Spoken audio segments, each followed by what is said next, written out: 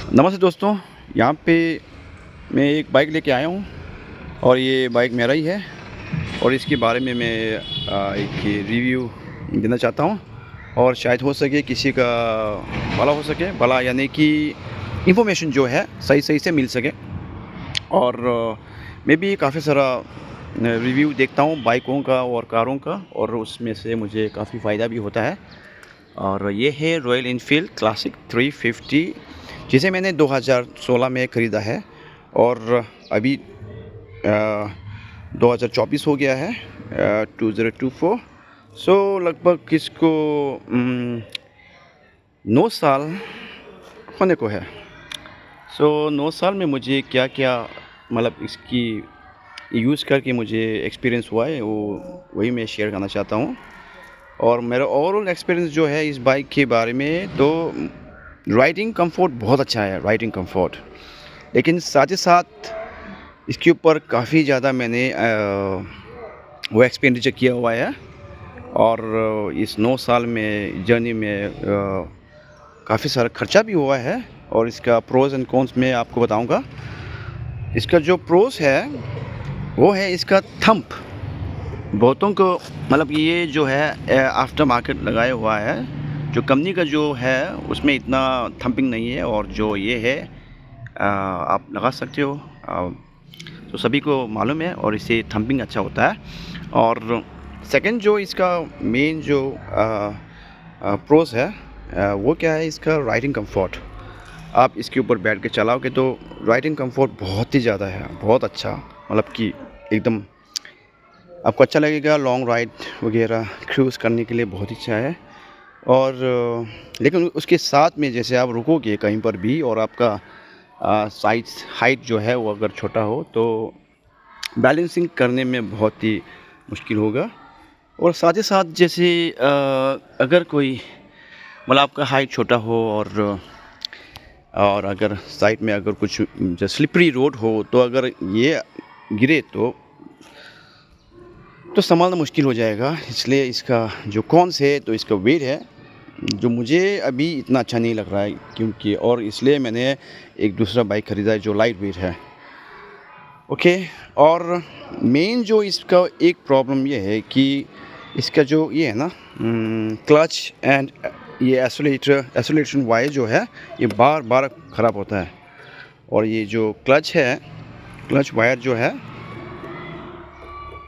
इसको हम बदलना भूल जाता है। इसकी वजह से क्लच वायर टूट जाता है, और टूटने के बाद में क्या है ना, बहुत मुश्किल होता है।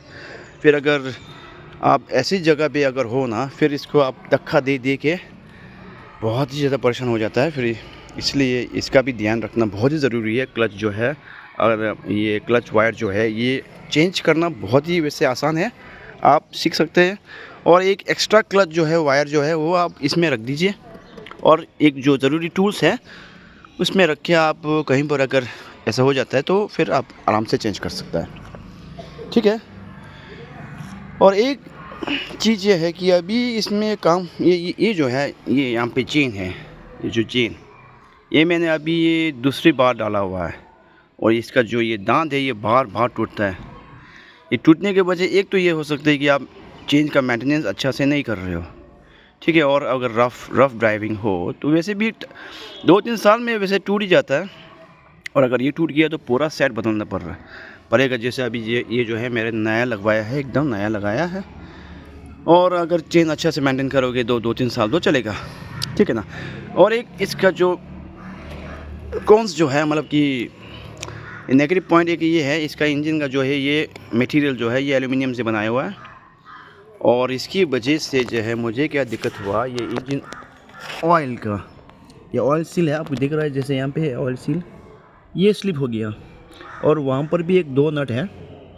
हाँ, कहाँ ये 2 नट, ये भी नट भी टूट गया और ये स्लिप हो गया। ये दोबारा बनाने पर मोस्टली बहुतों को ये है, इसका दिक्कत आता है और इसको बनाने में काफ़ी दिक्कतें सामना करना पड़ता है। और ये एक चीज़ है। और ये जो टायर है ये मैंने ट्यूबलेस लगाया है। और ये जो व्हील है ये पहले स्टॉक में जब आता था ना, ये चांदी का आता है, चांदी का जो है ना नॉर्मली ये स्टील का, लेकिन मैंने ये एलॉय व्हील लगाया कि जो अभी ये चांदी का जो है ना, वो क्या होता है उसमें बार बार ये होता है, सेटिंग ख़राब होता है, फिर उसको आप ये करना पड़ेगा, लूज़ होता है। वैसे तो ऑफ रोडिंग के लिए वो जो स्टॉक जो है वो अच्छा है, लेकिन जैसे आपको अगर ऑफ रोड नहीं करना है तो ये बेहतर रहेगा, ठीक है। और क्या है, अब 9 साल में ये जो है ये कार्बोरेटर भी ख़राब हो गया, अभी इसको भी चेंज करने का टाइम आ गया। लेकिन अभी मैंने काफ़ी ज़्यादा खर्चा किया है इसके ऊपर, और मैंने अभी जो भी काम किया है ये बाहर ही किया है, शोरूम में नहीं किया है। शोरूम में काफ़ी ज़्यादा खर्चा होता है। मैंने चेन भी चेंज किया था, और जो बाकी जो काम जो नॉर्मली होता है सर्विस में इंजन ऑयल वगैरह, उसमें मेरा आया था करीबन 6,000 और इतना 7,000 उतना आया था, ठीक है ना। तो इसलिए मैं बाहर ही करता हूँ। बाहर में जो थोड़ा एक्सपर्ट होता है, जिसे आप भरोसा कर सकते हो, उससे करवा लीजिए, ठीक है। एक इसमें दिक्कत ये होता है कि इसका मीटर जो है ये बार बार ख़राब होता है जी। यहाँ की मीटर का सुई है ना, ये बंद हो जाता है, और इसकी वजह से ये आपको बार बार यहाँ पे एक ये दिख रहे हो ना, यहाँ पे ये चेंज करना पड़ता है। इसका एक ये नेगेटिव पॉइंट ये है, ये बार बार चेंज करना पड़ता है। ख़र्चा तो इतना नहीं है, फिर भी लगभग आप 500 में ये कर सकते हो।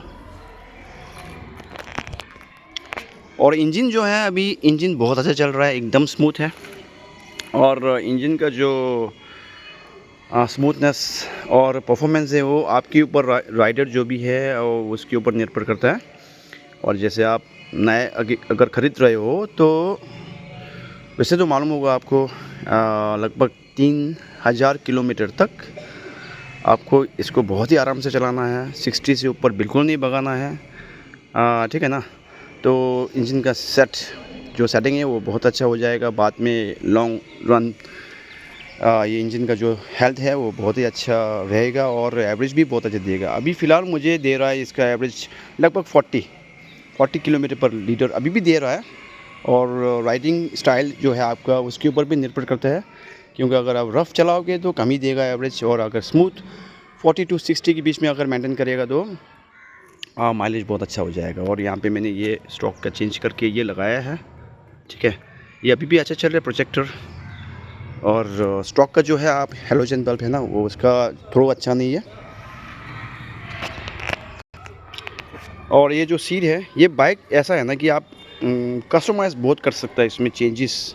मैंने हैंडल भी पहले दूसरा लगाया था, अभी वापस मैंने ये जो कंपनी का है ना वही लगाया, वही अच्छा है। और ये जो सीट है मैंने इसका कुशनिंग कम किया है, ठीक है। ये पहले ये बहुत ही ज़्यादा बम्बी था, और मैंने कम किया हुआ है क्योंकि मेरा हाइट थोड़ा कम है, इसलिए आप हाइट के अकॉर्डिंगली एडजस्ट कर सकते हैं। अगर मैं आपसे ये पूछना चाहूँ कि अगर 2024 में अगर क्लासिक बहुत ही इंजन वगैरह में चेंज हुआ है, अगर आप लेना चाहो तो ये सब अभी इंफॉर्मेशन जो है मैंने आपको बता दिया है, उसके हिसाब से आप देख सकते हो। खर्चा तो है, जैसे बाइक पुराना होते जाएंगे तो उसके हिसाब से क्या क्या चीज़ें जो है ख़राब हो सकता है, और मेंटेनेंस भी काफ़ी ज़्यादा है। और ये सब इतना ही है। Thank you very much.